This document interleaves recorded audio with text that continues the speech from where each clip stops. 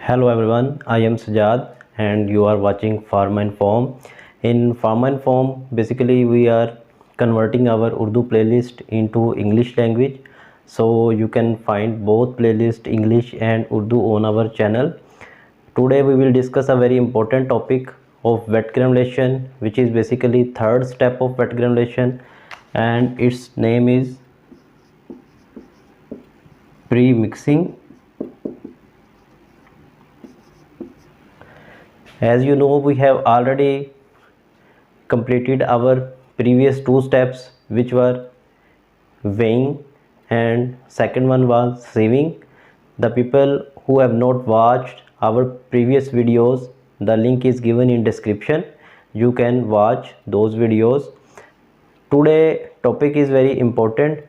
We will discuss in this video what is pre-mixing, which type of order is used for mixing, which ingredients are used for pre-mixing steps, what are the factors which affect our pre-mixing step. So start our video. Pre-mixing, as the name indicates, it is the simple mixing step before the kneading step, or basically before the granulation step. Pre mean before and mixing mean simply blending of two or more ingredients. In pre-mixing step, we mix our all the ingredients including API or excipients or any order of mixing which is given in BMR. BMR is basically batch manufacturing record, and we follow the order of mixing given in our batch manufacturing record according to the formulation.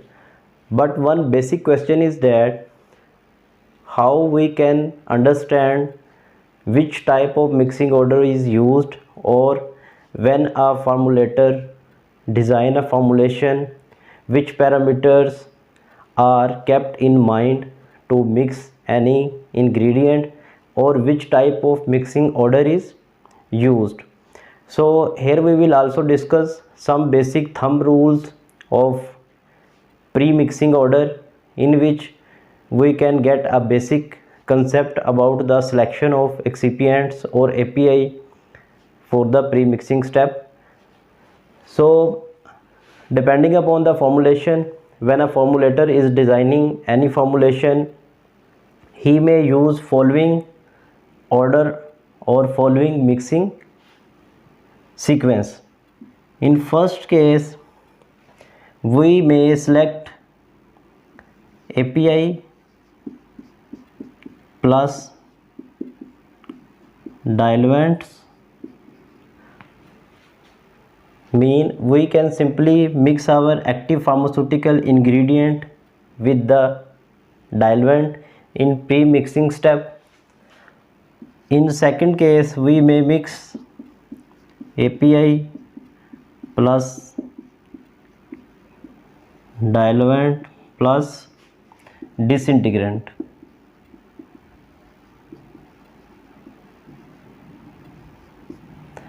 Mean a formulation A may be designed in which we have to mix API and diluent. In formulation B, we have to mix three ingredients. If we take example of formulation C, we may have order of mixing as API plus diluent plus disintegrant plus binder. Binder is in the sense, if we are using dry binder in our pre-mix formulation, and then this binder is activated later on by the addition of solvent. In fourth or formulation D, any formulator may design the order of mixing as API plus diluent plus disintegrant plus binder plus colorants. In fifth case, we may have any formulation in which we have to mix diluent plus disintegrant plus binder. In this case, API is added into the formulation after the dry sieving step in the final mixing step, which we will study later on. In sixth case, we may have following order of mixing: diluent plus disintegrant plus colorants. In seventh order of mixing, we can mix simply diluent plus colorants. Basically, these are all possible scenarios or cases which can be used by any formulator during the formulation design for the selection of ingredient during the pre-mixing step. So do not worry, basically pre-mixing step is different for different formulations, and it depends upon the formulator and our desired results of the formulation. Basically, we have to formulate a stable formulation which have its compliant assay and dissolution rate.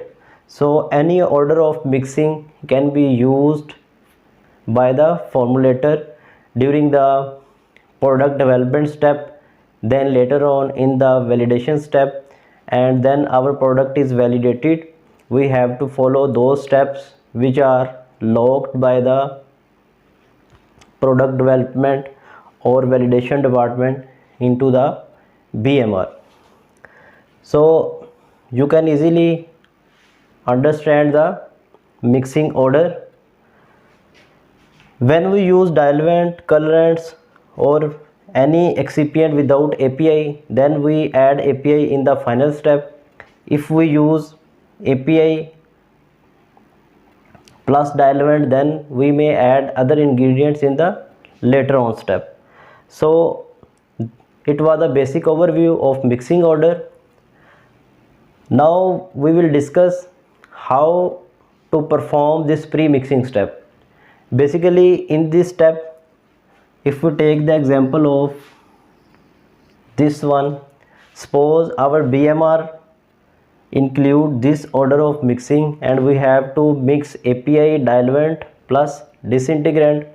All these ingredients are basically sieved in the previous step of sieving. So all these sieved materials are added into the mixer.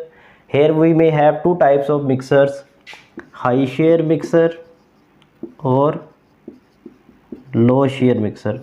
High shear mixer like rapid mixing granulator or RMG, and low shear mixer like ribbon mixer, etc. In any type of mixer, you can mix these ingredients. Suppose we have RMG, so we will add these three excipients in the bowl of or in the mixing vessel of our rapid mixing granulator. These are basically impeller blades. So we will mix these ingredients into the mixing bowl or mixing chamber of the rapid mixing granulator for the time specified in our batch manufacturing record. Now the important step is that how to determine the mixing time. We will discuss it later on. Here, as we can see that after addition of all these three ingredients into the mixing bowl, the purpose of this mixing is to make a uniform blend so that we can get a uniformly precisely mixed product which has compliant assay. Now during mixing step, what are the factors which may affect our pre-mixing step?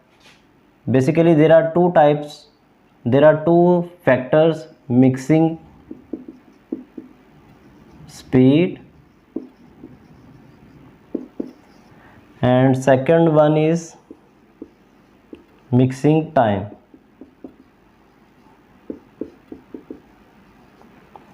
Mixing speed means we should use optimum speed of the impeller blades for the mixing of our ingredients, because if we use very high speed, segregation may occur. If we use very low speed, proper mixing may not be occur.